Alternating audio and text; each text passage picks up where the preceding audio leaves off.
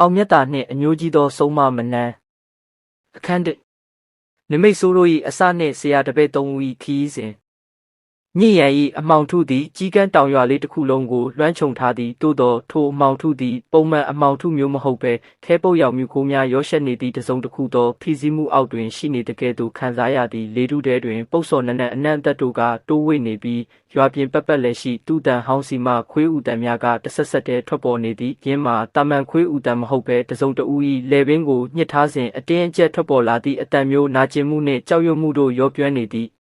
အတန်ဆိုးများသာဖြစ်သည်ဤဒီမှာကြီးကန်းတောင်ရွာတွင်ဖြစ်ပွားနေသည့်ထူးဆန်းသောတေဆုံးမှုများ၏အစပျိုးနိမိတ်ပင်ဖြစ်တော်သည်ပြီးခဲ့သည့်9 ရက်အတွင်းရွာသား3 ဦးသည်အကြောင်းရင်းမရှိဘဲလေပင်တွင်မြို့မဲသောလက်ရကြီးများဖြင့်တေဆုံးခဲ့ရသည်တေဆုံးသူတို့၏မျက်လုံးများသည်အပြင်သို့ပြူးထွက်နေပြီးတစ်စုံတစ်ခုကိုအလွန်အမင်းထိတ်လန့်နေသည့်ပုံစံဖြင့်ခန္ဓာကိုယ်များမှလည်းတွေးဆုပ်ဖြူလျော်နေကြသည်ရွာဦးကျောင်းဆရာတော်၏အမိန့်အရရွာသားများညအခါအပြင်မထွက်ရဲကြတော့ဘဲအိမ်တကားများကိုကြက်ကြက်တဲတဲပိတ်ဆို့ထားကြရသည်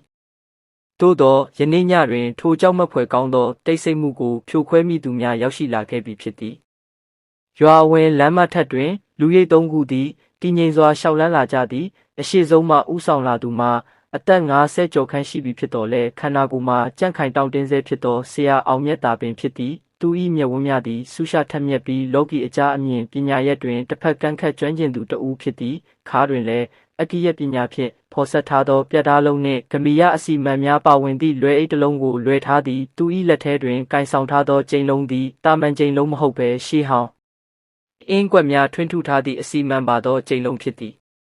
အောင်မြတ်တာ၏နောက်တွင်လိုက်ပါလာသူ2 ဦးမှာသူ၏လက်ယုံတပည့်ရင်းများဖြစ်ကြသောညီဇော်နှင့်ကိုဦးတို့ဖြစ်သည်ညီဇော်သည်အသက်30 ခန့်ရှိပြီးအရက်အမောင်းမြင့်မားကကိုခံပညာနှင့်လက်နက်ပုံအတတ်ပညာတွင်ကျွမ်းကျင်သူဖြစ်သည်သူသည်ငယ်စဉ်ကတည်းကမိဘမဲ့တဦးဖြစ်ခဲ့ပြီးဆရာအောင်မြတ်တာ၏ကယ်တင်မှုကြောင့်တေဘေးမှလွတ်မြောက်ခဲ့ကာဆရာအပေါ်တစ္ဆာအရှိဆုံးတပည့်တဦးဖြစ်လာခဲ့သည်ကိုဦးမှမူညီဇော်နှင့်ဆန့်ကျင်ဘက်ဖြစ်သည်သူသည်အသက်25 နှစ်ခန့်သာရှိသေးပြီးစာပေဗဟုသုတနှင့်ရှေးဟောင်းကျမ်းဂန်များကိုနှံ့ဆက်သူဖြစ်သည်ခမီရနယ်ပယ်ရှိအင်းအိုင်လက်ဖွဲ့များနှင့်နတ်ဝိဇာလမ်းစဉ်များကိုစာတွေးဖြင့်ပိုင်နိုင်စွာသိရှိထားသူလည်းဖြစ်သည်သူ၏တည်ငြိမ်မှုနှင့်စင်ကြင်တုံတရားရှိမှုတို့ကြောင့်အောင်မြတ်တာကသူ့ကိုအရေးကြီးသောအစီအမံများပြုလုပ်ရာတွင်အားကိုးလေးရှိသည်ဆရာဒီရွာရဲ့လေထုကတိတ်မကောင်းဘူးဗျအညိုးတေးတွေကလေထဲမှာတောင်ပြည့်နေတယ်လို့ပဲညီဇော်ကပတ်ဝန်းကျင်ကိုတတိကြီးစွာအကဲခတ်ရင်းခတ်တိုးတိုးပြောလိုက်သည်အောင်မြတ်တာကခြေလမ်းကိုမရက်ဘဲရှေ့သို့ကြည့်ကပြန်ပြော၏အင်းမကောင်းဘူးညီဇော်တာမန်ဆုံးကဝေအတက်ထက်ပိုးတဲ့အညိုးအာကာဒတွေတွေ့နေရတယ်မနှမ်းဆိုတဲ့နာမည်ကဒီတခါတော့အပြောနဲ့တင်ပြီးမဲ့ပုံမပေါ်ဘူးသူကအောက်လန်းပညာတင်မကပဲသွေးဆုပ်ဖုတ်သွင်းတတ်ကိုပါသုံးထားပုံရတယ်သွေးဆုပ်ဖုတ်သွင်းဆိုတာကကိုယ်ဝိညာဉ်ကိုစာချုပ်ချုပ်ပြီးတပားသူကိုဒုက္ခပေးတာမဟုတ်လားဆရာကိုဦးကဘေးမှဝင်မေးသည်ဟုတ်တယ်ကိုဦးအဲ့ဒီအတက်ကိုသုံးတဲ့သူဟာကိုယ်တိုင်လဲလူဘဝကနေစွန့်ခွာပြီးနာနာဘာဝဘဝကိုရောက်သွားပေမဲ့အမျိုးကတော့ရှင်နေတော့ပဲအခုဒီရွာမှာဖြစ်နေတာတွေကအဲ့ဒီမိန်းမရဲ့ကလက်စားချင်မှုတွေပဲဖြစ်ရမယ်သူတို့3 ဦးရွာလေလမ်းမအတိုင်းလျှောက်လာစဉ်လမ်းဘေးရှိတစ်ပင်ကြီးများပေါ်မှလင်းတအုပ်သည်ရုတ်တရက်အတောင်ပံများခတ်ကာထပြန်သွားကြသည်ထိုစဉ်မြေပြင်မှမြူကိုးများမှာပုံမိုထူထက်လာပြီးလမ်းမထက်တွင်အမျိုးသမီးတဦး၏ရှိုက်ကြီးတငင်ငိုတန်တဲ့ကိုကြားလိုက်ရသည်ညီဇော်သည်သူ၏ခါကြားမှအစီမံပါသောဓားမြောင်ကိုအသာအရဆွဲထုတ်လိုက်တော်လဲအောင်မြတ်တာကလက်ဖြင့်တားလိုက်သည်မလောနဲ့ညီဇော်ဒါကငါတို့ကိုစမ်းသက်တာငါတို့ရောက်လာတာကိုသူသိနေပြီရွာသူကြီးအိမ်သို့ရောက်သောအခါရွာသူကြီးဥပကျော်နှင့်ရွာသားအချို့မှာကြောက်လန့်တကြားဖြင့်စောင့်ကြိုနေကြသည်ဥပကျော်သည်အောင်မြတ်တာကိုမြင်သည်နှင့်ဝမ်းသာအားရပြေးလာပြီးခြေစုံဥချကြော့လေတော့သည်ဆရာကြီးလာပါဦးဗျာကျွန်တော်တို့ရွာတော့ပြက်ပါပြီနေတိုင်းလူသေးနေတာဘလို့မှတားလို့မရတော့ဘူး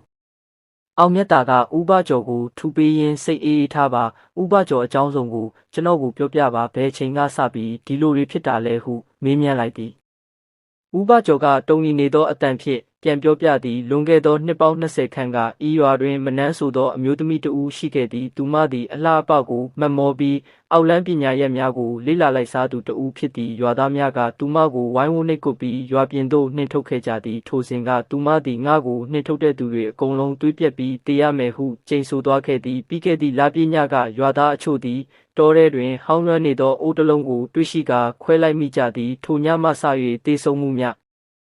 တင်လာခဲ့ခြင်းဖြစ်သည်အောင်မြတ်တာကခေါင်းကိုဖြင်းညင်းစွာညှိလိုက်ပြီးအဲ့ဒီအိုးကမနန်းရဲ့ဝိညာဉ်ကိုပိတ်လောင်ထားတဲ့အစီမံအိုးဖြစ်ရမယ်အခုတော့သူ့လွတ်သွားပြီးသူ့ရဲ့အညိုးတွေကနှစ်ပေါင်း20ကျော်ကြာတော့ပိုပြီးပြင်းထန်လာတာပေါ့ထိုစဉ်ရွာသူကြီးအိမ်အောက်ထပ်မှဆူရှသောအော်ဟစ်တန်ကြီးတစ်ခုထွက်ပေါ်လာသည့်အားလုံးကထိတ်လန့်တကြားအောက်သို့ငုံကြည့်လိုက်ကြသောအခါရွာသားတဦးမှမြေပြင်ပေါ်တွင်လူးလိမ့်နေပြီးသူ၏လယ်ပင်ကိုတစုံတဦးကညှစ်ထားတဲ့ကဲ့သို့မျက်နှာမှာပြနှန်းလာသည်ကိုတွေ့ရသည်ညီစောမန္တန်စုတ်တံဆွဲထုတ်ကိုပရိတ်ရီအသင့်ပြင်အောင်မြတ်တာကအမိန်ပေးလိုက်သည်ညီစောကချက်ချင်းပင်လှုပ်ရှားလိုက်ပြီးဝေဒနာခံစားနေရသောရွာသားနာသို့ပြေးသွားကသူ၏လက်ထဲမှအစီမံပါသောတုတ်တုတ်ဖြင့်ရွာသား၏ရင်ဘတ်ကိုဖိချလိုက်သည်ကိုဦးကလည်းသူ၏လွယ်အိတ်ထဲမှကြေးကရဖြင့်ထည့်ထားသောပရိတ်ရီများကိုရွာသား၏ပပတ်လဲတွင်ဝိုင်းပတ်ဖြန်းလိုက်သည်အောင်မြတ်တာကဂါထာမဏ္ဍန်များကိုခက်မြန်ရွတ်ဆိုရင်းလက်နှစ်ဖက်ကိုရှက်ကရွာသား၏ဦးကောင်းထက်သို့မန္တန်အရှိန်ဝါများပိုးလွတ်လိုက်သည်ထိုစဉ်ရွာသား၏ပါဇက်ထဲမှခဲပုတ်ရောင်အခိုးငွေများထွက်ပေါ်လာပြီးလေထဲတွင်အယုတ်ဆိုးကြီးတန်လာသောအမျိုးသမီးမျက်နှာတစ်ခုအဖြစ်ခဏတာပြောင်းလဲသွားကပျောက်ကွယ်သွားတော့သည်ရွာသားမှမောဟိုက်ကတတိလစ်သွားတော့လဲအသက်ဘေးမှလွတ်မြောက်သွားခဲ့ပြီဖြစ်သည်အောင်မြတ်တာကပတ်ဝန်းကျင်ကိုဝေးကြည့်လိုက်သည်အမောင်ထုထဲတွင်နေရဲနေသောမျက်လုံးတစ်စုံကသူတို့ကိုစောင့်ကြည့်နေတကယ်သို့ခံစားရသည်သူကတည်ငြိမ်သောအတန်ဖြင့်ဆိုလိုက်သည်ဒါကအစပဲရှိသေးတယ်မနန်းကငါတို့ကိုစိန်ခေါ်လိုက်တာဒီညတော့ငါတို့ရွာဦးเจ้าမှာနားကြမယ်မနေ့ကျရင်တော့ဒီအမျိုးတရားရဲ့အရင်းမြစ်ကိုရှာရမယ်ထိုညကကြီးကန်းတောင်ရွာသည်ပုံမှန်ထက်ပို၍အေးဆက်နေသည်ဆရာတပည့်သုံးဦးသည်ရွာဦးเจ้า၏ဓမ္မယုံတွင်နေရာယူထားကြသည်ညီစောကဓားကိုကိုင်ရင်းကင်းဆောင်နေပြီးကိုဦးကမူရှေးဟောင်းပေမှုများကိုဖတ်ရှုကာမနန်းဤပညာရဲ့အကြောင်းကိုသူတေသနာပြုနေသည်အောင်မြတ်တာမှမူတရားထိုင်ရင်လောကီအာယုံဖြင့်ရန်သူဤဒီနေရာကိုစမ်းသက်နေသည်ရုတ်တရက်ကျောင်းဝင်းအတွင်းရှိတစ်ပင်ကြီးများမှလေပြင်းမတိုက်ဘဲတုန်ခါလာသည်ကျောင်းတိုင်ကြီးများစီမှချစ်တန်ကုတ်တန်များထွက်ပေါ်လာပြီးအောင်မြတ်တာမင်းကငါကိစ္စတွေကိုဝင်ပါအောင်မလို့လားဟူသောမိမတအူ၏ဆူရှသောအတန်သည်လေထဲတွင်ဝဲပြန်နေတော့သည်အောင်မြတ်တာကမျက်လုံးကိုဖြင်းညင်းစွာဖွင့်လိုက်သည်သူ၏မျက်ဝန်းထဲတွင်ကြောက်ရွံ့မှုအလင်းမရှိဘဲတည်ငြိမ်သောမေတ္တာနှင့်ပြတ်သားသောအဋ္ဌံတို့သာတွေ့ရသည်မနန်းအညိုးအတေးတွေကတန်တရားကိုရှေ့စေယုံမရှိမဲ့မင်းရဲ့မကောင်းမှုတွေကိုရက်လိုက်ပါသို့တော့ပြန်လဲကြားရသည်မှာကြောက်မက်ဖွယ်ကောင်းသောရေမောတန်တာဖြစ်သည်ထိုရေတန်သည်ကြီးကန်းတောင်ရွာ၏ကောင်းကင်ယံကိုတုံဟဲသွားစေပြီးရွာသားများ၏နှလုံးသားကိုထိတ်လန့်မှုတို့ဖြင့်ထပ်မံဆိုးမိုးလိုက်ပြန်သည်ဤဒီမှာအောင်မြတ်တာညီစောနှင့်ကိုဦးတို့သုံးဦးအတွက်အညိုးကြီးသောဆုံးမမနန်းနှင့်ရင်ဆိုင်ရမည်ရှည်လျားသောခရီးစဉ်၏အစပြိုးခြင်းပင်ဖြစ်သည်နိမိတ်ဆိုးများကပုံမထင်ရှားလာပြီးနောက်တစ်နေ့မနက်တွင်မိတို့သောထိတ်လန့်ဖွယ်ရာများကစောင့်ကြိုနေမည်ကိုမိသူများကြိုတင်မခံမှန်းနိုင်ကြပေဆရာအောင်မြတ်တာကသူ၏ကြိမ်လုံးကိုမြဲမြံစွာစုပ်ကင်လိုက်သည်သူ၏စိတ်ထဲတွင်တခုတည်းသောရည်မှန်းချက်ရှိသည်ပင်မှာဤရွာလေးကိုအမောင်ထုလက်မှကဲတင်ရန်နှင့်မကျွတ်မလွတ်သောဝိညာဉ်ဆိုးတစ်ခု၏အာဝါဒကိုအဆုံးသတ်ရန်ပင်ဖြစ်တော်သည်ညသည်ပို၍နက်ရှိုင်းလာသည့်မြူကိုများကြားတွင်မကောင်းဆိုးဝါး၏အရေးအယောင်များကပုံမထင်ရှားလာတော်လဲဆရာတပည့်သုံးဦး၏စိတ်တက်မှမှုမတုံမလုံသောကြောက်ဆောင်ကြီးများကဲ့သို့ခိုင်မာနေပေတော့သည်ခရီးစဉ်ကစတင်ခဲ့ပြီဖြစ်သည့်အနေအများလှုပ်ဝက်ချက်များနှင့်ပြည့်နှက်နေသောကြီးကန်းတောင်ရွာ၏ဗဟေနိကိုသူတို့မြည်တို့ဖော်ထုတ်ကြမည်နီထိုည၏လပြေဝန်းသည့်တိမ်တိုက်များကြားတွင်ပုံးကွယ်နေပြီးတွေးရောင်ကဲ့သို့နီမြန်းသောအလင်းတန်းအချို့ကိုသာမြေပြင်ထက်သို့ပတ်ဖြန်းထားလေသည်ဤဒီမှာတွေးချောင်းစီမိတိုက်ပွဲတစ်ခု၏အတိတ်နမိတ်ဖြစ်နေသလားဟုကိုဦးကစိုးရိမ်စိတ်ဖြင့်တွေးတောနေမိတော့သည်ညီစောကမူသူ၏ဒလက်ကင်ကိုခတ်တင်းတင်းဆုပ်ကင်ရင်းအမောင်ထုကိုစိုက်ကြည့်ကာအသင့်ပြင်ထားလေသည်အောင်မြတ်တာ၏နှက်ခမ်းဖျားမှထွက်ပေါ်လာသောဂါထာတန်များကညဉ့်ရန်၏တိတ်ဆိတ်မှုကိုအကာအကွယ်ပေးနေတကယ်သို့ရှိနေပေတော့သည်အခန်းနှင့်မနန်း၏ကျိန်စာနှင့်ထူးဆန်းသောတည်ဆုံမှုများအခန်းနှင့်မနန်း၏ကျိန်စာနှင့်ထူးဆန်းသောတည်ဆုံမှုများညစ်ဦးရန်၏လေထုသည်ပုံမှန်ထက်ပိုမိုလေးလံထိုင်းမိုင်းနေသည်တစ်တော်ထူထက်လာသောရွာကလေး၏အစွန်ဖျားတွင်ခွေးဥတံများကတဆက်ဆက်တည်းထွက်ပေါ်နေပြီးထိုအတံများသည်တာမန်ခွေးဟောင်တန်ထက်ပို၍ဆူရှကာနားမခံသာသောအတန်နှင့်အတန်မြင့်များဖြင့်ပြည့်နှက်နေသည်ရွာသူရွာသားများမှာအိမ်တကားများကိုကြက်ကြက်ပိတ်ကာဖျားစာများကိုတိုးတိုးရွတ်ဆိုနေကြရသည်ဤဒီမှာရိုးရိုးတန်းတန်းကြောက်ရွံ့မှုမျိုးမဟုတ်ဘဲတစုံတစ်ယောက်၏ရက်ဆက်လာသောအညိုတေးကသူတို့အပေါ်အမှောင်ထုတဖွဲလွှမ်းမိုးထားခြင်းဖြစ်ကြောင်းလူတိုင်းသိနားလည်ထားကြသည် ဆုံးမမနန်းဤအညိုကသေးငယ်သည်မဟုတ်တစ်ချိန်ကရွာသူရွာသားများဤကဲ့ရဲ့ရှုံချမှုကိုခံခဲ့ရကရွာပြင်သို့နှင်ထုတ်ခံခဲ့ရသောထိုမိန်းမသည်ယခုအခါအောက်လန်းအတတ်ပညာများဖြင့်လက်စားချေရန်ပြန်လည်ရောက်ရှိလာခဲ့ပြီဖြစ်သည်သူမ၏ကျိန်စာသည်ရွာ၏လေထုထဲတွင်ပြန့်လွင့်နေပြီးအချိန်မရွေးနေရာမရွေးဒုက္ခပေးရန်အသင့်ရှိနေသည်ပထမဆုံးတည်ဆုံမှုမှာရွာထိပ်ကဥပမောင်ဖြစ်သည်ဥပမောင်သည်တစ်ချိန်ကမနန်းကိုရွာမှနှင်ထုတ်ရာတွင်ဥဆောင်ခဲ့သူတဦးဖြစ်သည်သူသည်ညစာစားပြီးအိယာဝင်စဉ်၌ကြမ်းကြမ်းမာမာပင်ရှိနေခဲ့တော်လဲတကောင်ရန်ချိန်တွင်ရုတ်တရက်အော်ဟစ်ကနိုးလာခဲ့သည်သူ၏မိသားစုဝင်များပြေးကြည့်ကြသောအခါဥပမောင်၏ဘိုက်သည်ဖောင်းကားလာပြီးအရေပြားအောက်တွင်တစုံတစ်ခုကတိုးဝေးလှုပ်ရှားနေတကဲ့သို့ဖြစ်နေသည်သူ၏မျက်လုံးများမှာတွေးကဲ့သို့ညီမြန်းနေပြီးပါးစပ်မှအမြုပ်များထွက်ကခဏချင်းတွင်ပင်အသက်ပြောက်သွားခဲ့သည်ရင်ခွဲစစ်ဆေးရန်မဆိုထားနှင့်သူ၏ရုပ်အလောင်းကိုထိတွေ့လိုက်သည်နှင့်ပုတ်စော်နံလာသောအနံ့ဆိုးများကတအိမ်လုံးကိုလွှမ်းမိုးသွားခဲ့သည်ထိုအဖြစ်ပြက်ပြီးနောက်ထပ်တည်ဆုံမှုများကဆက်တိုက်ဆိုသလိုဖြစ်ပွားလာသည်လူငယ်တဦးမှာရေတွင်းထဲတွင်ခေါင်းဆိုင်လျက်တည်ဆုံနေသည်ကိုတွေ့ရပြီးအမျိုးသမီးတဦးမှမူမိမိကိုယ်စပင်များဖြင့်ရစ်ပတ်ကအသက်ရှူချက်တည်ဆုံနေသည်ကိုတွေ့ရှိရသည်တည်ဆုံမှုတိုင်းတွင်ထူးဆန်းသောလက္ခဏာများပါဝင်နေသည်တည်ဆုံသူများ၏လက်သေးများကြားတွင်မြေကြီးနှက်များကပ်နေတတ်ပြီးသူတို့၏လယ်ပင်တွင်လက်သေးရာနှင့်တူသောအမတ်သားများထင်ကျန်နေတတ်သည်အောင်မြတ်တာ၏တပည့်များဖြစ်သောညီဇော်နှင့်ကိုဦးတို့သည်ဤသတင်းများကိုကြားသိရသောအခါအခြေအနေမှာရိုးရိုးမဟုတ်ကြောင်းသတိပြုမိလိုက်ကြသည်အောင်မြတ်တာ၏လမ်းညွှန်မှုဖြင့်သူတို့နှစ်ဦးသည်အဖြစ်မှန်ကိုစုံစမ်းရန်ထိုရွာကလေးသို့ရောက်ရှိလာခဲ့ကြသည်ဟိုးဒီလေထဲမှာနန်နေတဲ့အနံ့ကမတာနတ်မဟုတ်ဘူးဗျဒါကစုံနက်အောက်လန်းပညာနဲ့လှုပ်ထားတဲ့အပုံနတ်ပဲဟုညီဇော်ကနှာခေါင်းကိုအုပ်ရင်းဆိုလိုက်သည်ညီဇော်သည်အကြအမြင်နှင့်အာယုံခံစားမှုတွင်ထူးချွန်သူဖြစ်သည်ကိုဦးကသူ၏ခါးကြားတွင်ထိုးထားသောမနက်စုပ်တုပ်ကိုတင်းတင်းဆုပ်ကိုင်ရင်ဘေးဘီကိုဝဲဝဲကြည့်လိုက်သည်ငါလည်းခံစားမိတယ်ညီဇော်ဒီရွာကတစ်ပင်တွေတောင်ညှိုးနှွမ်းနေတယ်လို့ပဲမနန်းကတော့တော်တော်လေးကိုအညိုကြီးပုံရတယ်သူမကရွာသားတွေကိုတဖြည်းဖြည်းချင်းနှိပ်စက်ပြီးတက်ချင်နေတာသူတို့နှစ်ဦးသည်တေဆုံးသူများ၏နေအိမ်များကိုလိုက်လံကြည့်ရှုကြသည်ညီဇော်ကအိမ်မြေကွက်လက်၏ထောင်များကိုစစ်ဆေးသောအခါမြေကြီးအောက်တွင်မြုပ်ထားသောအယိုးစုငယ်လေးများနှင့်အနက်ရောင်ဝတ်စာများကိုတွေ့ရှိရသည်ကြည့်ဆက်ဒါတွေကအင်းတွေပဲလူကိုဒုက္ခပေးတဲ့အင်းကွက်တွေကိုအိမ်ပတ်လည်မှာမြုပ်ထားတာဒါကြောင့်အိမ်ထဲကလူတွေအိမ်မက်ဆိုးတွေမက်ပြီးအသက်ပါသေးကုန်ကြတာပေါ့ထိုအချိန်တွင်ကောင်းကင်ယံ၌လာမင်းကြီးကိုတိမ်မဲများကဖုံးအုပ်သွားသည်ရုတ်တရက်လေပြင်းများတိုက်ခတ်လာပြီးတစ်ပင်ရိပ်များကြားမှထူဆန်းသောရေတံတစ်ခုပေါ်ထွက်လာသည်ညီဇော်နှင့်ကိုဦးတို့သည်ကြောချင်းကပ်ကအသင့်ပြင်လိုက်ကြသည်အမောင်ထဲမှထွက်ပေါ်လာသည်မှာတာမန်လူသားမဟုတ်ပေအရေပြားများတွန့်လိမ့်နေပြီးမျက်လုံးမရှိသောတွင်းပေါက်ကြီးများဖြင့်ကြောက်မက်ဖွယ်ကောင်းသောအမောင်လောကသားများခေါ်ဖြစ်သည်ယင်းတို့သည်မနန်းဤကျိန်စာကြောင့်နိုးထလာသောအစေခံဝိညာဉ်ဆိုးများဖြစ်သည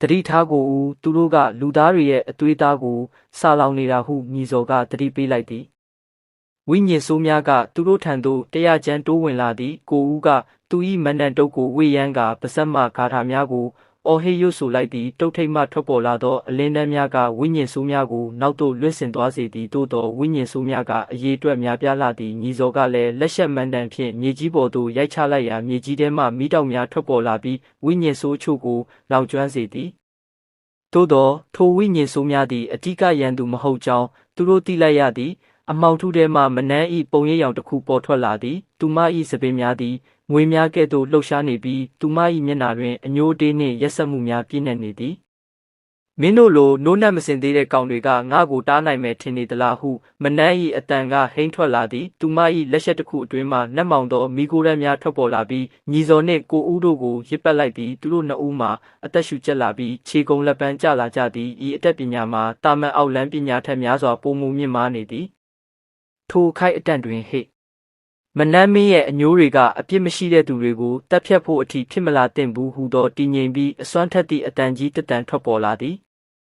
အမောင်ထုကိုခွဲကအောင်မြတ်တာရောက်ရှိလာခဲ့ပြီဖြစ်သည်သူ၏လက်တွင်ပတိတကုံးကိုကင်ဆောင်ထားပြီးသူ၏ကိုရောင်ကိုဝါမှအမောင်ထုထဲတွင်လင်းလက်နေသည်အောင်မြတ်တာကလက်တစ်ဖက်ကိုမြောက်ကဂါထာတော်ကိုရွတ်ဆိုလိုက်သောအခါညီဇော်နှင့်ကိုဦးတို့ကိုရစ်ပတ်ထားသောအမောင်မီခိုးများမှချက်ချင်းပင်ပျောက်ကွယ်သွားခဲ့သည်မနန်းဤပုံရိပ်ရောင်မှာမျက်နှာပြတ်သွားပြီးအောင်မြတ်တာမင်းကအမြဲတမ်းငါလမ်းမှာပိတ်ရက်နေတာပဲဒီတခါတော့ငါရဲ့ကျိန်စာကိုမင်းဘလို့မှဖြေနိုင်မှာမဟုတ်ဘူးဟုကျုံးဝါကပျောက်ကွယ်သွားသည်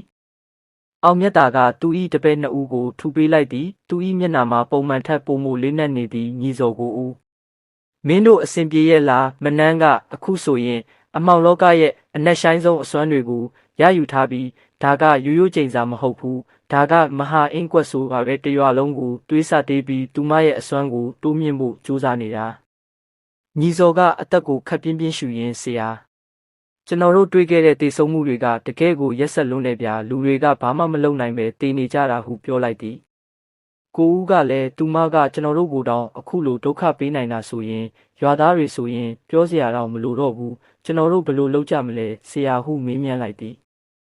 အောင်မြတ်တာကရွာလေကွက်လက်သို့လှမ်းကြည့်လိုက်သည်ထိုနေရာတွင်မြေစီလွှာများမှာ၆တွေ့ကအနက်ရောင်ပြောင်းနေသည့်အခြေအနေကငါထင်ထားတာထက်ပိုပြင်းထန်နေတဲ့မနှမ်းကဒီရွာကိုကျိန်စာတဲ့နယ်မြေဖြစ်ပြောင်းလဲလိုက်ပြီးသူမကိုတားဆီးဖို့ဆိုရင်ငါတို့သူမရဲ့အဓိကအင်းတိုင်ကိုရှာရမယ်အဲ့ဒီအင်းတိုင်ကရွာရဲ့တနေရာမှာရှိနေတယ်ဒါပေမဲ့တတိထားကြအဲ့ဒီနေရာမှာမနှမ်းရဲ့အစွမ်းထက်ဆုံးအဆောက်အအုံတွေရှိနေလိမ့်မယ်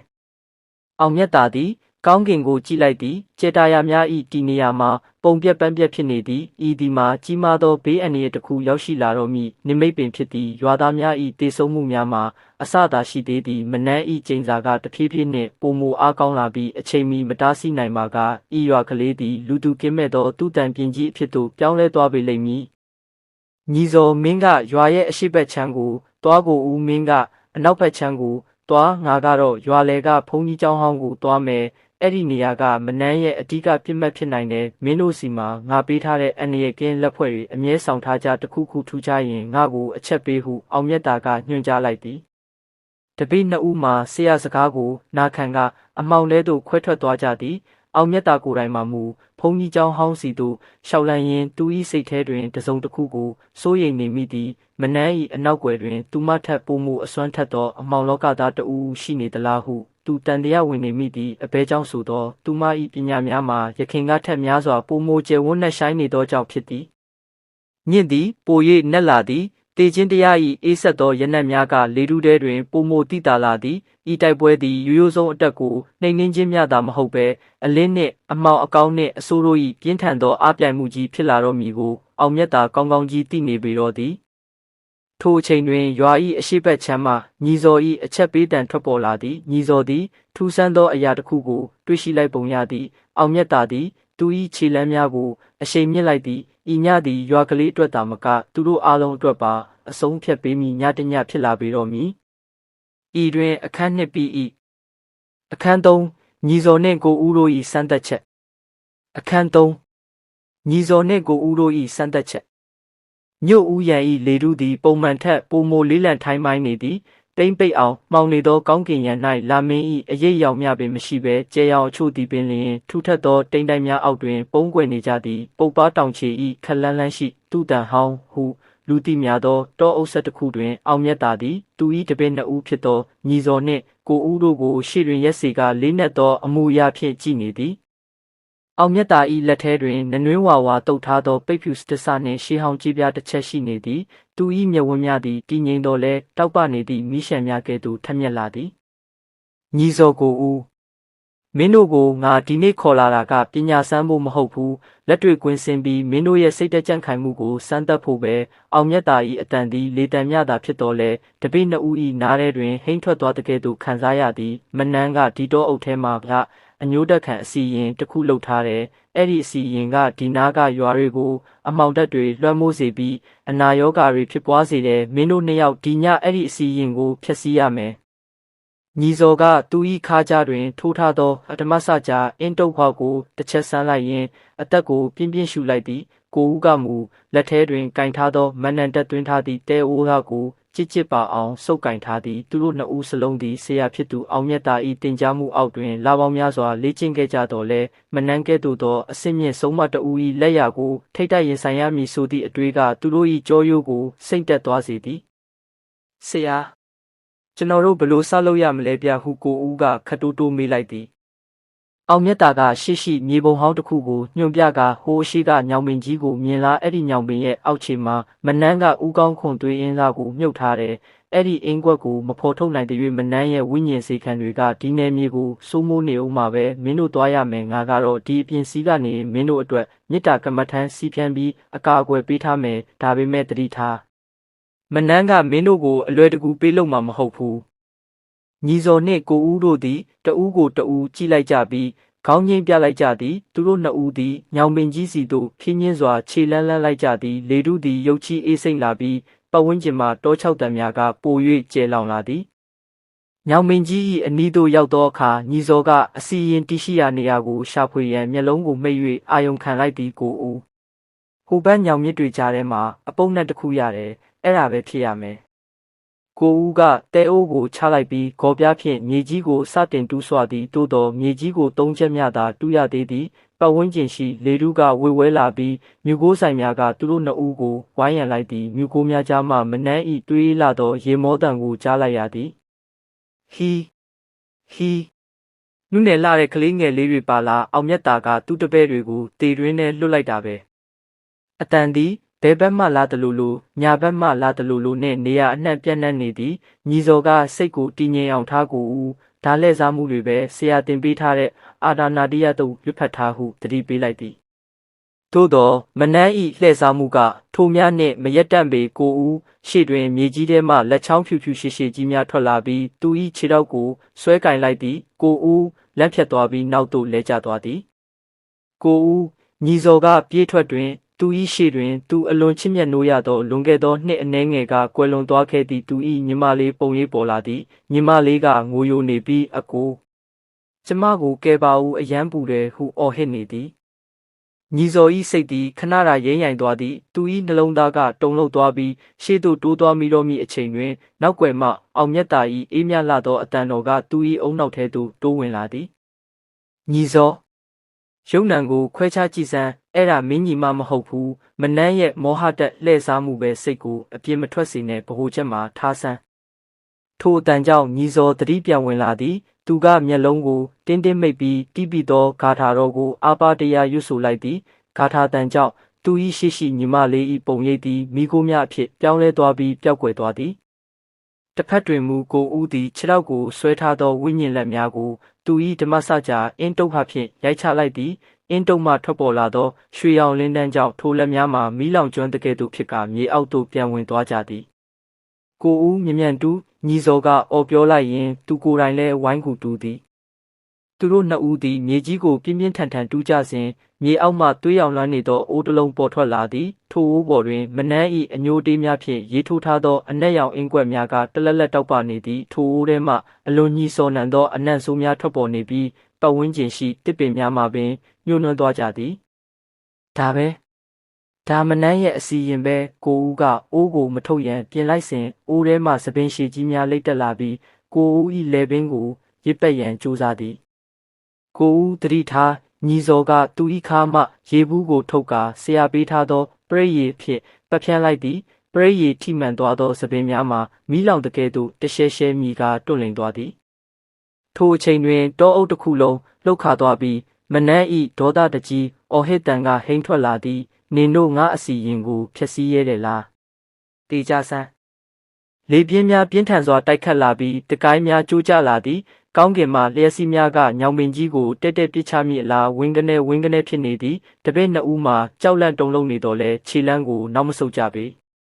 အောင်မြတ်တာသည်အဝေးမှနေ၍လက်အုပ်ချီကမျက်လုံးကိုမှိတ်လျက်မေတ္တာပို့တခြင်းကကိုအရှိန်ဟုန်မြင့်လိုက်သည်သူ၏ကိုရောင်ကိုဝါမှထွက်ပေါ်လာသောအဖြူရောင်အလင်းတန်းတစ်ခုသည်ညီဇော်နှင့်ကိုဦးတို့၏ပတ်လည်တွင်စက်ဝိုင်းပုံစံအကားကွယ်တစ်ခုအဖြစ်ပေါ်ပေါက်လာသည်မနန်း၏တိုက်ခိုက်မှုများမှာထိုအလင်းဆက်ဝိုင်းကိုမကြော်ဖြတ်နိုင်ပဲအပြင်ဘက်တွင်သာပောက်ကွဲနေသည်ညီဇော်အခုပဲမင်းရဲ့လက်ထဲကကြေးပြားကိုအိုးထဲထည့်လိုက်ကိုဦးမင်းရဲ့တဲအိုးထဲကတဲတွေကိုအိုးပေါ်လောင်းချအောင်မြတ်တာကလှမ်း၍အမိန့်ပေးလိုက်သည်တပိနှစ်ဦးစလုံးသည်ဆရာအမိန့်အတိုင်းတပြိုင်နက်တည်းလှုပ်ဆောင်လိုက်ကြသည်ညီဇော်ကကြေးပြားကိုအိုးထဲသို့ထည့်လိုက်သောအခါအိုးအတွင်းမှအနက်ရောင်ငွေများဆူဆူဝါးဝါအော်ဟစ်တန်နှင့်အတူထွက်ပေါ်လာသည်ကိုဦးကမနံတက်သွင်းထားသောတဲများကိုလောင်းချလိုက်သည့်အခါတွင်မူထိုအနက်ရောင်အိုးကြီးသည်အပိုင်းပိုင်းပြက်ကွဲအပ်သွားတော်သည်ရုပ်ကြီးပင်တောအုပ်တစ်ခုလုံးငြိမ်သက်သွားသည်ပြင်းထန်သောလေပြင်းများငြိမ်ကျသွားပြီးမြူခိုးများလည်းကွဲပြောက်သွားသည် လာမင်းကြီးသည်တိမ်တိုက်များကြားမှပြန်လည်ပေါ်ထွက်လာပြီးအေးမြသောလရောင်ကိုဖြာချစေသည်ညီဇော်နှင့်ကိုဦးတို့သည်မောဟိုက်စွာဖြင့်မြေကြီးပေါ်တွင်ထိုင်ချလိုက်ကြသည်သူတို့၏နဖူးမှချွေးသီးချွေးပေါက်များမှစီးကျနေပြီးရင်ဘတ်များမှလည်းနှိမ့်ချီမြင့်ချီဖြစ်နေသည်အောင်မြတ်တာသည်သူတို့အနာသို့ဖြင်းညင်းစွာလမ်းလျှောက်လာသည်သူ၏မျက်နှာတွင်အားရကျဉ်းသောအပြုံးတစ်ခုရှိနေသည်ကောင်းတယ်ငါတပည့်တို့မင်းတို့ဒီညအောင်မြင်သွားပြီညီဇော်ကမောမောနှင့်မေးလိုက်သည်ဆရာမနန်းကဘာလို့ကိုယ်တိုင်ပေါ်မလာတာလဲဗျကျွန်တော်တို့ဒီလောက်လောက်တာတောင်သူဘာလို့ကြည့်နေတာလဲအောင်မြတ်တာကညောင်မင်းကြီးကိုမောကြည့်ရင်းပြန်ပြောသည်မနန်းကအကောက်ကျန်တာပဲရှိတာသူကိုယ်တိုင်ထွက်လာဖို့ဆိုတာသူ့မှာလည်းအချိန်ခါရှိရသေးတယ်အခုသူလှုပ်ထားတဲ့အစီရင်တစ်ခုပြတ်သွားပြီဆိုတော့သူအတော်လေးဒေါသထွက်နေလိမ့်မယ်ဒါပေမဲ့မင်းတို့သိထားရမှာကဒါဟာအစပဲရှိသေးတယ်ဆိုတာပဲမနန်းရဲ့စွမ်းအားကဒီထက်မကပိုကြီးမားတယ်ကိုဦးကဖြတ်ပြောသည်ဆရာခုနကမြင်ခဲ့ရတဲ့ပုံရိပ်တွေကတကယ်ပဲစိတ်ထဲမှာထိခိုက်ရတယ်ဗျာကျွန်တော်ဆိုရင်လန့်သွားတာအောင်မြတ်တာကကိုဦးဤပခုံးကိုပုတ်ရင်းအဲ့ဒါကိုပဲလောကတက်အညို့ယူလို့ခေါ်တယ်မင်းတို့ရဲ့စိတ်ထဲမှာရှိတဲ့အားနည်းချက်အကြောက်တရားတွေကိုဆုံးကဝေတွေကရှာဖွေပြီးအသုံးချတတ်ကြတယ်ပညာထက်စိတ်ဓာတ်ကပိုအရေးကြီးတယ်ဆိုတာမင်းတို့ဒီနေ့သင်ခန်းစာရသွားပြီမဟုတ်လားတပိတ်နှစ်ဦးစလုံးခေါင်းငိမ့်လိုက်ကြသည်သူတို့သည်ဆရာဖြစ်သူ၏အနီးကပ်လမ်းညွှန်မှုကြောင့်သာလျှင်ဤအခက်ခဲကိုကျော်လွှားနိုင်ခဲ့ခြင်းဖြစ်သည်ကိုကောင်းကောင်းသိကြသည်အောင်မြတ်တာသည်တပည့်များကိုအကာအကွယ်ပေးုံသာမကသူတို့ကိုယ်တိုင်မကောင်းဆိုးဝါးများကိုမြည်တို့တုံ့ပြန်တိုက်ခိုက်ရမည်ကိုလက်တွေ့လေ့ကျင့်ပေးခဲ့ခြင်းဖြစ်သည်ကဲပြန်ကြစို့မနှက်ဖြန်ဆိုရင်ရွာထဲမှာအမှောင်တက်တွေကင်းစင်သွားလိမ့်မယ်ဒါပေမဲ့ငါတို့နိုးနိုးကြားကြားရှိဖို့တော့လိုအပ်တယ်မနှမ်းကလက်စားချေဖို့ကြိုးစားဦးမှာပဲ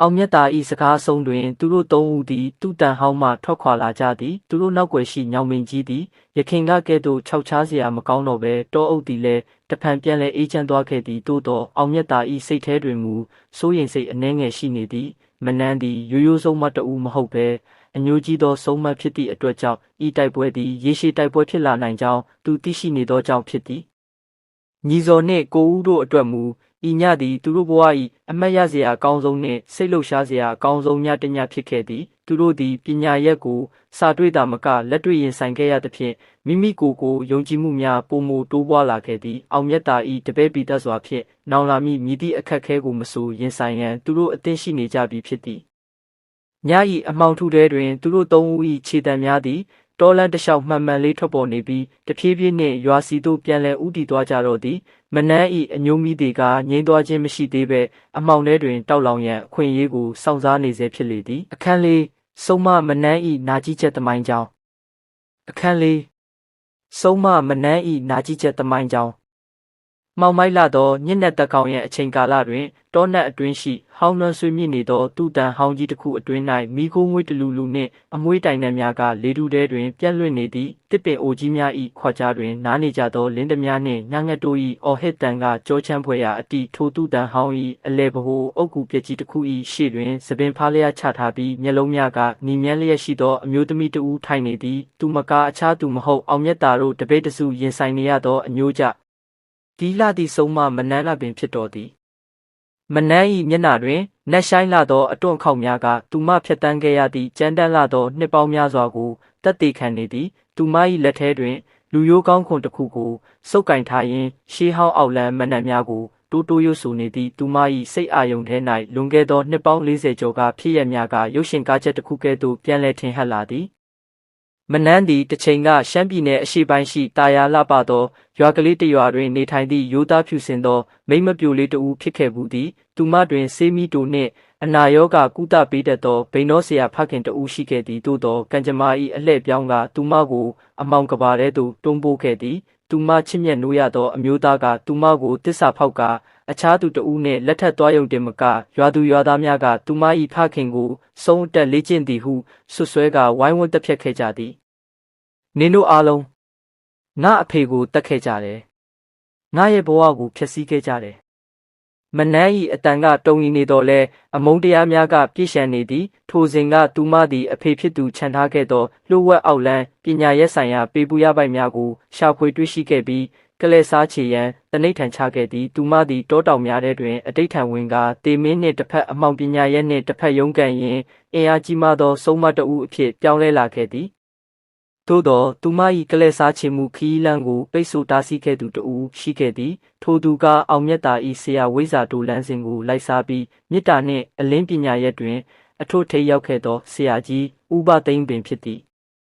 လွန်ခဲ့သောနှစ်ပေါင်း30ခန့်ကမနန်းသည်သူမကိုစွန့်ပစ်ခဲ့သောအမျိုးသား၏မိသားစုကိုအနုမြူစေးနှင့်အောက်လန်းနည်းဖြင့်အမြင့်ပြတ်တက်ဖြတ်ရန်ကြိုးစားခဲ့စဉ်ဆရာကြီးဥပသိမ့်နှင့်ထိတ်တိုက်တွေ့ခဲ့ကြသည်ထိုစဉ်ကပွဲမှာပြင်းထန်လာသည့်ဆရာကြီးကမနန်း၏အမောက်မနံများကိုအထက်လန်းပညာရက်ဖြင့်ချိုးနှိမ်ခဲ့ပြီးသူမ၏အစီရင်များကိုဖျက်ဆီးခဲ့သည်မနန်း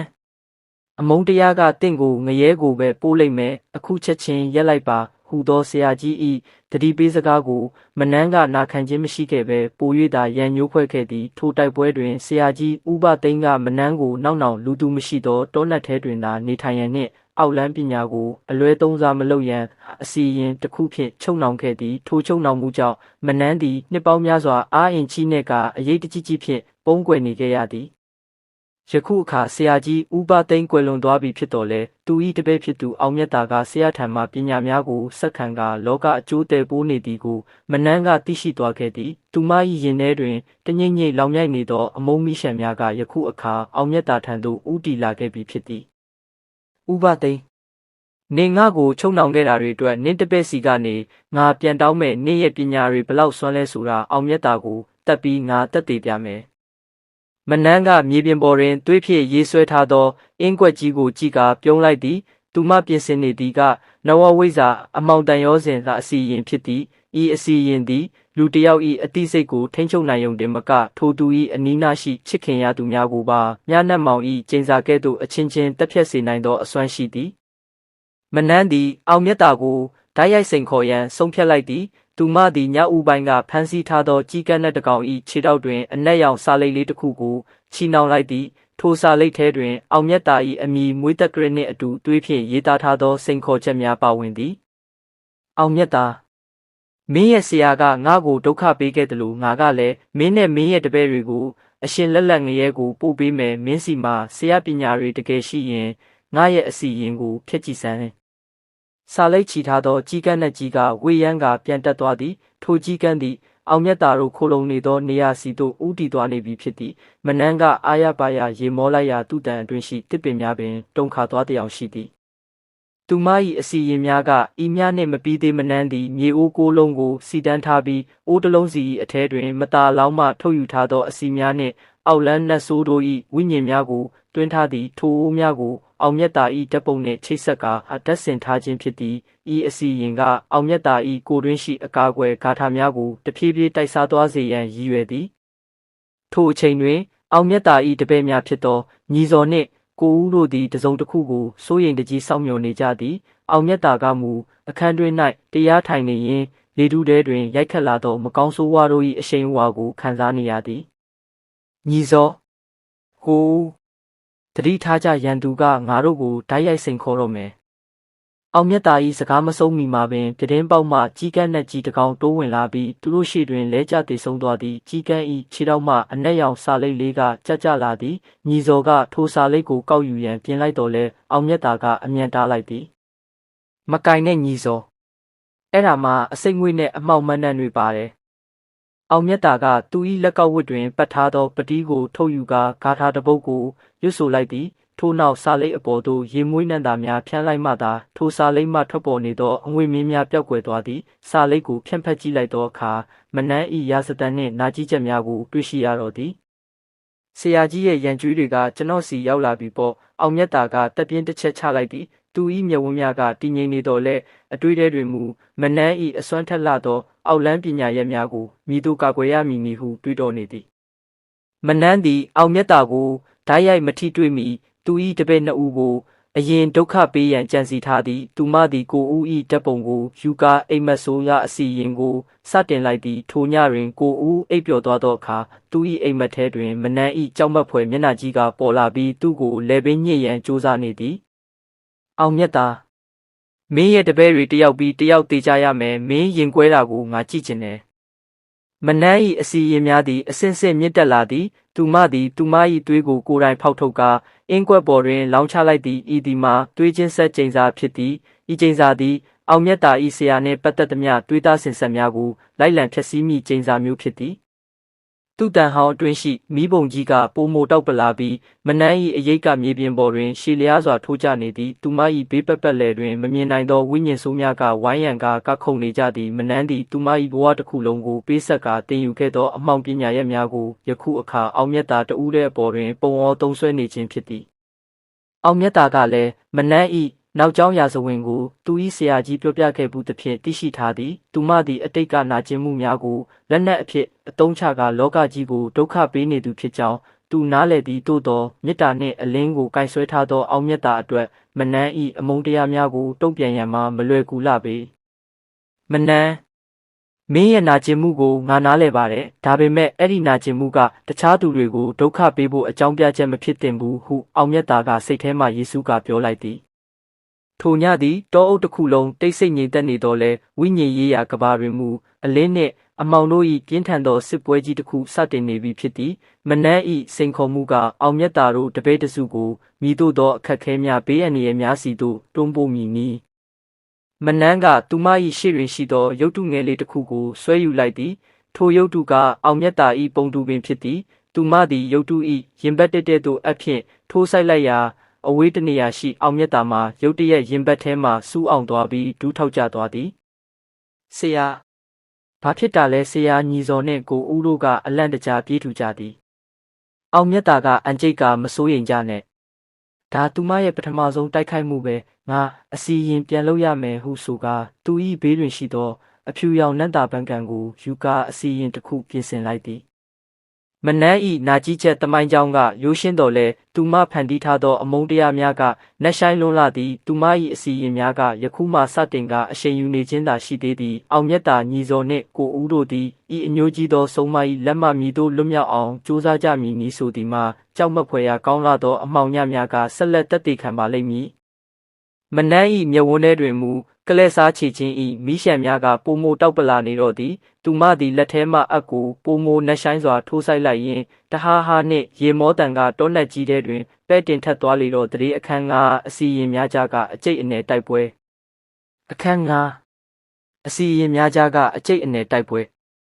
တဆောင်မုံလာပညာဤလာဝန်းသည်ကောင်းကင်ရန်၌ဝိုင်းဆက်ပဟေလီဆန်စွာထွန်းလင်းနေတော်လဲကင်ရင်တော်အုပ်ဟောင်းဤနေနမိတ်အတွင်း၌မူလာရောင်သည်တရွက်အုပ်များကြားတွင်ပျောက်ကွယ်လျက်ရှိသည်လေထုထဲတွင်ပုတ်စော်နံသောအနက်အသက်များနှင့်အတူအေးဆက်လိုင်းထွက်နေသောစွမ်းရည်မင်းများကဖုံးလွှမ်းနေသည်ဤညသည်မနန်းဤအညိုတေးများပောက်ကွဲထွက်မိညသူ၏အမောင်ရဲ့ပူဇော်ပွဲအထမြောက်မိညဖြစ်သည်တောနက်အတွင်းရှိဟောင်းလွှမ်းပျက်စီးနေသောဖျားပြက်ကုန်း၏အလဲတွင်မနန်းသည်စပင်များကိုဖားလျားချလျက်အနီရောင်ဝတ်စုံကိုဆင်မြန်းကရက်ကွင်းကိုပြင်ဆင်ထားသည်ရက်ကွင်း၏ပတ်လည်တွင်လူရိုးကောင်းခုံများဖြင့်စီရီထားသောအင်းကွက်ကြီးတစ်ခုရှိနေပြီးအလဲရှိမြေအိုးကြီးထဲမှသွေးရောင်လင်းတန်းများတောက်လောင်နေသည်မနန်းဤနှက်ခမ်းများမှထွက်ပေါ်လာသောအောက်လန်းမဏ္ဍန်များသည်ပတ်ဝန်းကျင်ရှိတစ်ပင်ကြီးများကိုပင်တုန်ခါစေလျက်ရှိသည်ဟီအောင်မြတ်တာမင်းလာရမယ်မင်းငါအစီရင်ကိုဖျက်ဆီးဖို့လာခဲ့ရမယ်ဒီညမင်းရဲ့အသက်ကိုငါရစ်ကွင်းမှာရစ်ပူဇော်ပြီးငါရဲ့ဆုံးတက်ကိုအထွတ်ထိပ်ရောက်အောင်လုပ်ပြမယ်မနန်း၏အတန်သည်ဟိမ့်ထွက်သွားစဉ်မှာပင်တောအုပ်၏တစ်ဖက်မှတည်ငြိမ်လာသောခြေတံများထွက်ပေါ်လာသည်ထိုခြေတံများသည်တာမန်ခြေတံများမဟုတ်ဘဲမြေပြင်ကိုတည်ကြည်စွာနှင်းလျှောက်လာသည့်အာမှန်များပါဝင်နေသည့်ခဏအကြာတွင်အဖြူရောင်ဝတ်စုံကိုတက်ရက်စွာဝတ်ဆင်ထားသောအောင်မြတ်သားသည်သူ၏တပည့်ရင်းနှစ်ယောက်ဖြစ်သည့်ညီစော်နှင့်ကိုဦးတို့ကိုဘေးတစ်ဖက်တစ်ချက်စီတွင်ထားကာထွက်ပေါ်လာသည်အောင်မြတ်သား၏မျက်နှာသည်ကြည်လင်အေးမြနေတော်လဲသူ၏မျက်လုံးများထဲတွင်မူတောက်လောင်နေသောဓမ္မအလင်းတန်းများရှိနေသည်သူ၏လက်ထဲတွင်တံမြာသားဖြင့်ထုလုပ်ထားသောဝိဇ္ဇာတောင်ဝေးကိုစုပ်ကိုင်ထားသည်မနန်းမင်းရဲ့အမှောင်တက်တွေကလောကကြီးကိုအကျိုးမပြုဘူးဒီညမင်းရဲ့အကုသိုလ်ရစ်ပွဲကိုငါအဆုံးသတ်ပေးမယ်ဟုအောင်မြတ်တာကတည်ငြိမ်စွာဆိုလိုက်သည်မနန်းသည်ဒေါသတကြီးရေမောလိုက်ပြီးသူ၏လက်နှစ်ဖက်ကိုကောင်းကင်သို့မြှောက်လိုက်သည်အောင်မြတ်တာမင်းကလူစွမ်းကောင်းလှုပ်ချင်နေတာလားကောင်းပြီလေဒီညငါရဲ့အဆောင်လျှောက်တွေနဲ့မင်းကိုဧည့်ခံရတာပေါ့ဟဲ့နာနာဘာဝအပေါင်းတို့ဒီကောင်တွေကိုအပိုင်းပိုင်းအပြက်ပြက်ဆွဲဖြဲပစ်ကြစမ်း မနန်း၏အမိတ်ပေးတဲ့အဆုံးတွင်ရကွင်းပေးရှိတစ်ပင်ရည်များကြမှအရေးမေးကြီးများထွက်ပေါ်လာသည်ထိုအရာများသည်တာမန်ဝိညာဉ်များမဟုတ်ဘဲမနန်းကနှစ်ပေါင်းများစွာအစီရင်ဖြင့်မွေးမြူထားသောတေမင်းတစေများနှင့်သွေးဆုံနာနာဘာဝများဖြစ်သည်ယင်းတို့သည်မြေပြင်ကိုမထိဘဲလေထဲတွင်ဝဲပြန်ကာညီစော်နှင့်ကိုဦးတို့ထံသို့အရှိန်ဟုန်ဖြင့်ပြေးဝင်လာကြသည်ညီစော်ကိုဦးမင်းတို့နှစ်ယောက်ဒီနာနာဘာဝတွေကိုကင်တွယ်လိုက်မနန်းကိုတော့ဆရာကိုယ်တိုင်ရင်ဆိုင်မယ်ဟုအောင်မြတ်တာကအမိန့်ပေးလိုက်သည်ညီစော်သည်ခါးတွင်ချိတ်ထားသောအစီရင်သွင်းထားသည့်ကျိန်လုံးကိုဆွဲထုတ်လိုက်ပြီးရှေ့သို့တိုးထွက်လိုက်သည်ကိုဦးကမူသူ၏လွယ်အိတ်ထဲမှအစီရင်တဲလက်တဆုပ်ကိုနှိုက်ယူကာဂါထာမဏ္ဍများကိုတိုးတိုးရွတ်ဆိုနေသည်ပထမဆုံးပြေးဝင်လာသောအရေးမဲကြီးသည်ညီစော်၏လယ်ပင်ကိုညှစ်ရန်ကြိုးစားလိုက်သည်သို့တော်ညီစော်သည်လျင်မြန်စွာရှောင်တိန်ကသူ၏ကျိန်လုံးဖြင့်အရေးမဲ၏ကိုယ်တဲကိုအားပါပါရိုက်ချလိုက်သည်ကျိန်လုံးနှင့်ထိတွေ့မိသည်နှင့်တပြိုင်နက်မီးပွင့်များထွက်ပေါ်လာပြီးနာနာဘာဝ၏ဆူရှသောအော်ဟစ်တန်သည်တောအုပ်တစ်ခုလုံးကိုတုန်ဟဲသွားစေသည်ဟိုးတဲနှင့်ပိတ်ဆို့ထားဟုညီစော်ကအော်ပြောလိုက်သည်ကိုဦးသည်ဂါထာမဏ္ဍအစွမ်းသွင်းထားသောတဲများကိုနာနာဘာဝများပြည့်နှက်နေသောဘတ်တို့ဝေယံပတ်လိုက်သည်ထိုတဲစီများသည်လေထဲတွင်ရွှေရောင်လင်းဆက်များအဖြစ်ပြောင်းလဲသွားပြီးနာနာဘာဝများရှေ့သို့မတိုးနိုင်အောင်အကာအကွယ်နေရန်တစ်ခုကဲ့သို့တားဆီးထားလိုက်သည်ကိုဦးသည်တည်ငြိမ်စွာဖြင့်တိပိသောဂါထာတော်ကိုအဆက်မပြတ်ရွတ်ဆိုကာသူ၏စိတ်ဆွမ်းအားကိုစုစည်းနေသည်တစ်ဖက်တွင်မူအောင်မြတ်တာနှင့်မနန်းတို့သည်တဦးကိုတဦးစိုက်ကြည့်နေကြသည်မနန်းသည်သူ၏ရှိမြေအိုးထဲမှတွေးရောက်မီးရှံများကိုလက်ဖြင့်ကျုံးယူကာအောင်မြတ်တာထံသို့ပြစ်လွတ်လိုက်သည်ထိုမီးရှံများသည်လေထဲတွင်ငကားပမာအသွင်ပြောင်းကာအောင်မြတ်တာကိုဝါမျိုးရန်ကြိုးစားသည်အောင်မြတ်တာသည်အေးဆေးစွာပင်သူ၏တောင်ဝေးကိုမြေပြင်တွင်တစ်ချက်ဆိုင်လိုက်သည်ဗုဒ္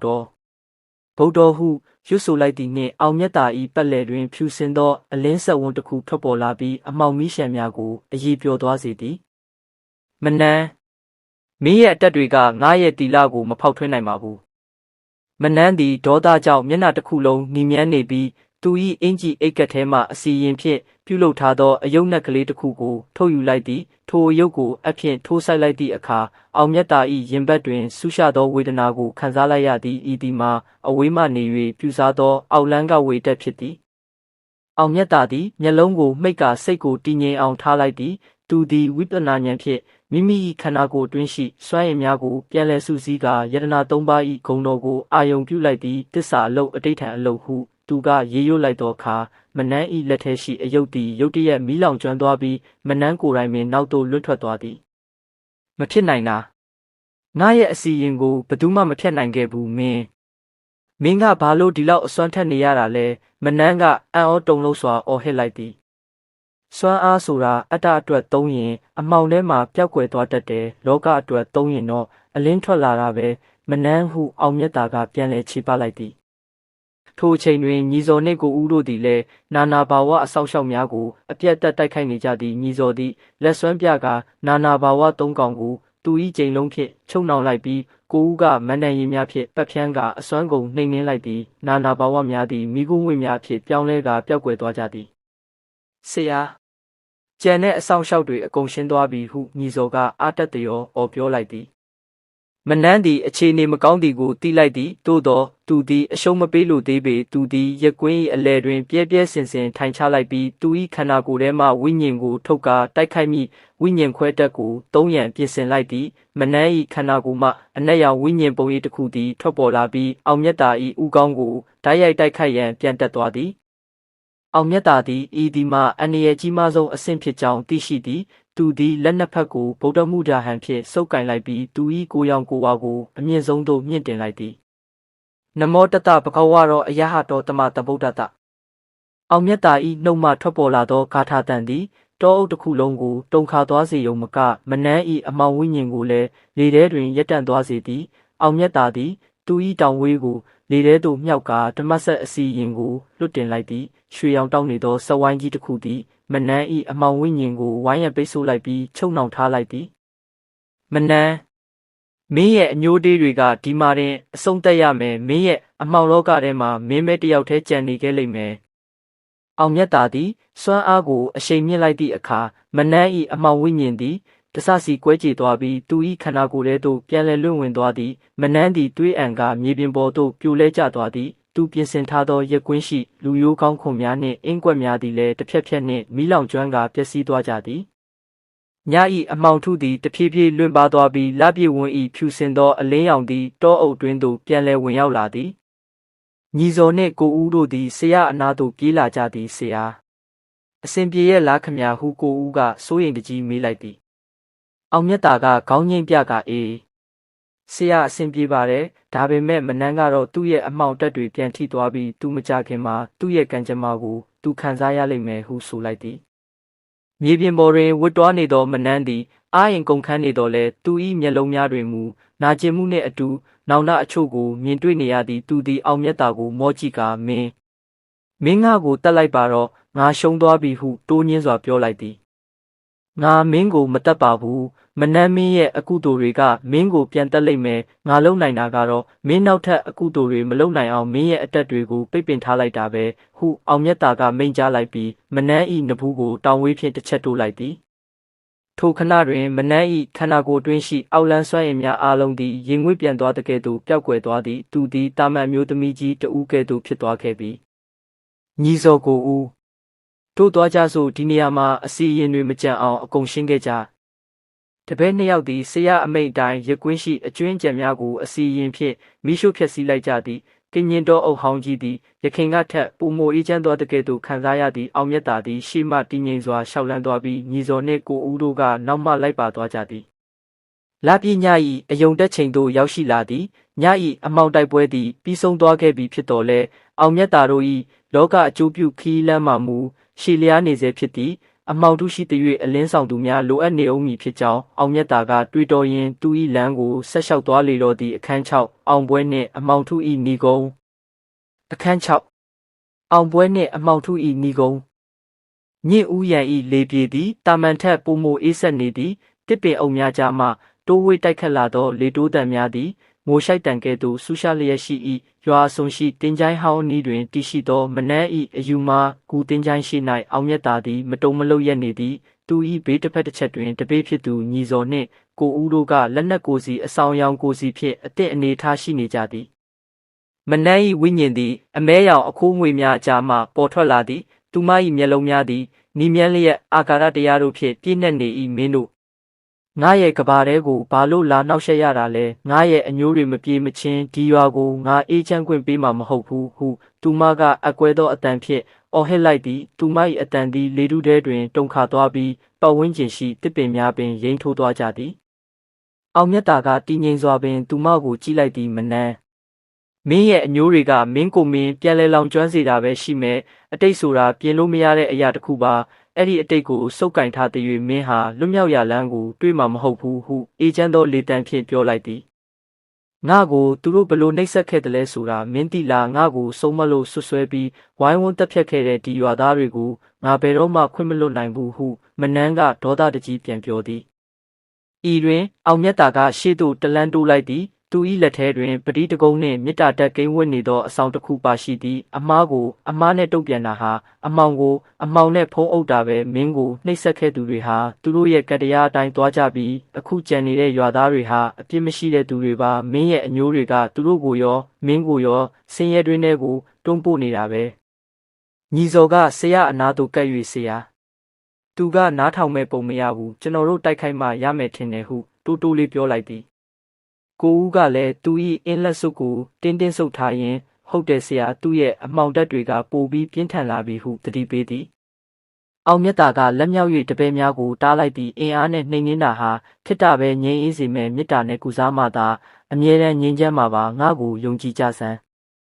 ထို့နောက်အောင်မြတ်တာသည်မျက်လုံးကိုမှိတ်လိုက်ပြီးဂါထာတော်များကိုခတ်တိုးတိုးရွတ်ဆိုကာမေတ္တာတက်ကိုစတင်လွတ်ထုတ်လိုက်သည်သူ၏ကိုရောင်ကိုဝါသည်တဖြည်းဖြည်းလင်းလက်လာပြီးအဖြူရောင်အလင်းတန်းများကမနန်းဤပတ်ပတ်လဲကိုဝန်းရံသွားသည်ယင်းသည်တိုက်ခိုက်သည့်အလင်းတန်းမဟုတ်ဘဲနူးညံ့သိမ်မွေ့သောအေးချမ်းသောစွမ်းအင်များသာဖြစ်သည်မနန်းသည်အစပိုင်းတွင်ရုန်းကန်နေတော်လဲထိုအလင်းတန်းများကသူမ၏ကိုယ်ထဲသို့စိတ်ဝင်သွားသောအခါသူမ၏ဒေါသများတဖြည်းဖြည်းလျော့ပါလာသည်အောင်မြတ်တာကသူမ၏အတိတ်မှကောင်းမွန်သောအမတ်တရားများကိုပြန်လည်မြင်အောင်လာအောင်စိတ်ဆွမ်းရင်ဖြင့်ကူညီပေးလိုက်သည်သူမငယ်စဉ်ကမိခင်ဖြစ်သူနှင့်အတူပျော်ရွှင်ခဲ့ရပုံရွာဦးကျောင်းတွင်ကုသိုလ်ပြုခဲ့ပုံစသည့်မြင်ကွင်းများသည်သူမ၏စိတ်အာရုံတွင်ထင်ဟပ်လာသည်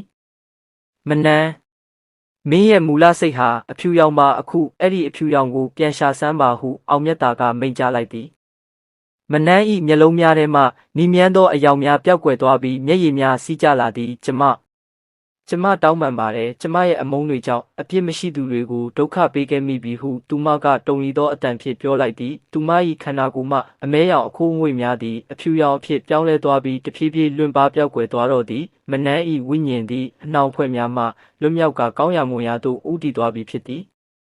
လေထုသည်ရုတ်ချီငြိမ်သက်သွားသည်ကြောက်မက်ဖွယ်ကောင်းသောအတန်များပျောက်ကွယ်သွားပြီးလာရောင်သည်ကြည်လင်စွာထွန်းလင်းလာသည်ရွာကလေးသည်လည်းအမောင်ထု၏ချင်းချောက်မှုမှကင်းဝေးသွားလေပြီပြီးသွားပြီလားဆရာဟုကိုဦးကအံ့ဩတာကြီးမေးလိုက်သည်အေးပြီးသွားပြီအမုန်းတရားဆိုတာမေတ္တာနဲ့တွေ့ရင်အည်ပျော်ရတာပဲငါတို့ဟာရန်သူကိုတတ်ဖို့ထက်ရန်ညို့ကိုတတ်ဖို့ကြိုးစားရမယ်ဟုအောင်မြတ်တာကဆုံးမစကားပြောလိုက်သည်နေအောင်ကြည်သည်အရှိဘက်မှတန်းဆပြုလာသည်ရွာသားများသည်တဦးပြီးတဦးအပြင်သို့ထွက်လာကြပြီးလေထု၏ပြောင်းလဲမှုကိုခံစားမိကြသည်သူတို့၏စိတ်ထဲတွင်လေးလံထိုင်းပိုင်းနေမှုများပျောက်ကွယ်သွားပြီးအေးချမ်းမှုကိုခံစားနေရသည်ရွာလူကြီးနှင့်ရွာသားအချို့သည်အောင်မြတ်တာတို့ဆရာတပည့်ရှိရာသို့ရောက်ရှိလာကြသည်ဆရာကြီးတို့ကျေးဇူးကြောင့်ကျွန်တော်တို့ရွာကလေးပြန်လဲအသက်ဝင်လာပါပြီဘလို့ကျေးဇူးဆက်ရမလဲတော့မသိတော့ပါဘူးဟုရွာလူကြီးကဝမ်းသာအားရပြောကြသည်အောင်မြတ်တာကပြုံးလျက်ကျေးဇူးဆက်เสียမလိုပါဘူးရွာသားအလုံးစီစီလုံးလုံးနဲ့မေတ္တာထားပြီးနေထိုင်ကြဖို့ပဲလိုပါတယ်အတိတ်ကအမားတွေကိုသင်ခန်းစာယူပြီးနောက်မှအယူမှားမှုတွေနောက်မလိုက်ကြဖို့တတိပေးခြင်းပါတယ်ဟုမိန့်ကြားခဲ့သည်ရွာသားများကမ်းလှမ်းသောလူပွဲပစ္စည်းများကိုငင်းပယ်ကအောင်မြတ်တာနှင့်တပည့်နှစ်ဦးသည်သူတို့၏နောက်ထပ်ခီးလမ်းအတွက်ပြင်ဆင်ကြသည်ရွာအပြင်ဘက်သို့ရောက်သောအခါလမ်းဘေးရှိဇရက်ကလေးတစ်ခုတွင်ခေတ္တနာကြသည်ဆရာဒီခီးမှာကျွန်တော်သင်ခန်းစာအများကြီးရခဲ့တယ်ဟုညီစော်ကစတင်ပြောဆိုသည်ပညာရှိရုံနဲ့မပြီးဘူးအခြေအနေကိုသုံးသပ်နိုင်တဲ့ဉာဏ်နဲ့တနာကျင်နာတတ်တဲ့စိတ်ဓာတ်ကပိုအရေးကြီးတယ်ဆိုတာကျွန်တော်သိလိုက်ရပြီ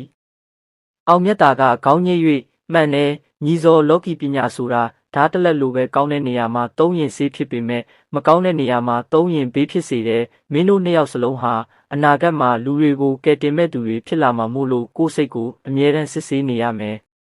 ကိုဦးကလည်းဝင်ပြောသည်ကျွန်တော်ကတော့အရင်ကဆိုရင်မကောင်းတဲ့ဝိညာဉ်တွေကိုနှိမ်နှင်းဖို့ပဲစဉ်းစားတာအခုတော့သူတို့ကိုဘလို့ကယ်တင်ရမလဲဆိုတာကိုပါထည့်စဉ်းစားတတ်သွားပြီဒါပေမဲ့ဆရာမနှမ်းလိုအညိုကြီးတဲ့သူမျိုးကိုမေတ္တာနဲ့ချင့်ကပ်ဖို့ကတကယ်ပဲခက်ခဲတဲ့အလုပ်ပါပဲခက်ခဲပေမဲ့မဖြစ်နိုင်တာတော့မဟုတ်ဘူးကိုဦးမေတ္တာဆိုတာစัจ java လာရဲ့အင်အားကြီးဆုံးစွမ်းအင်ပဲအဲ့ဒီစွမ်းအင်ကိုထိရောက်အောင်သုံးနိုင်ဖို့ဆိုတာကိုယ်တိုင်ကအစွဲလန်းကင်းဖို့လိုတယ်ငါတို့ဟာတခြားသူတွေကိုကူညီနေရင်းနဲ့ကိုယ့်ရဲ့အတ္တတွေကိုပါတပါးတည်းဖြုတ်ချနေရတာဟုအောင်မြတ်တာကရှင်းပြသည်သူတို့သုံးဦးသည်ရှေ့တွင်မြင်တွေ့နေရသောတောင်တန်းကြီးများကိုကြည်ရင်ခိတ္တများတိတ်ဆိတ်သွားကြသည်ရှေ့တွင်ရင်ဆိုင်ရမည့်စွန့်စားခန်းများကမိတို့ရှိမည်ကိုမသိနိုင်တော့လဲသူတို့၏စိတ်ထဲတွင်တော့ခိုင်မာသောယုံကြည်ချက်များရှိနေပြီဖြစ်သည်ကဲတွားကြစို့လောကကြီးမှာအကူအညီလိုနေတဲ့နေရာတွေအများကြီးရှိသေးတယ်ဟုအောင်မြတ်တာကပြောလိုက်ပြီးရှေ့မှဦးဆောင်၍ထွက်ခွာခဲ့သည်ညီစော်နှင့်ကိုဦးတို့သည်လည်းဆရာနောက်မှလိုက်ပါရင်းသူတို့သင်ယူခဲ့ရသောပညာရပ်များကိုပြန်လည်ဆင်ခြင်သုံးသပ်နေကြသည်ဤခီးလန်းသည်သူတို့အတွက်ရိုးရိုးခီးလန်းတစ်ခုမဟုတ်ပဲဝိညာဉ်ရေးရာရင့်ကျက်မှုနှင့်လူသားချင်းစာနာမှုကိုသင်ယူခဲ့ရသောလမ်းမကြီးတစ်ခုဖြစ်ခဲ့သည်နေဝန်းသည်ကောင်းကင်ယံတွင်တောက်ပစွာထွန်းလင်းနေသည်အမောင်ထုသည်ကွဲပြောက်သွားပြီဖြစ်တော်လဲအမောင်ကိုအလင်းဖြင့်အောင်နိုင်ခဲ့သောထိုများ၏ပုံမြင်သည်ရွာကလေးတွင်သာမကဆရာတပည့်သုံးဦး၏နှလုံးသားထဲတွင်လည်းထာဝရကိန်းဝတ်နေတော်မူဖြစ်သည်နောက်ထပ်ကြာရောက်လာမည့်စိန်ခေါ်မှုများအတွက်သူတို့သည်အစဉ်သင့်ဖြစ်နေကြပြီးအောင်မြတ်တာ၏လမ်းညွှန်မှုညီစော်၏ထက်မြက်မှုနှင့်ကိုဦး၏တတိတို့ပေါင်းဆက်ကလောကကြီးကိုအေးချမ်းစေမည့်ခရီးစဉ်တစ်သည်ဤသို့ဖြင့်အစပြုခဲ့လေတော့တည်းပြီးပါပြီ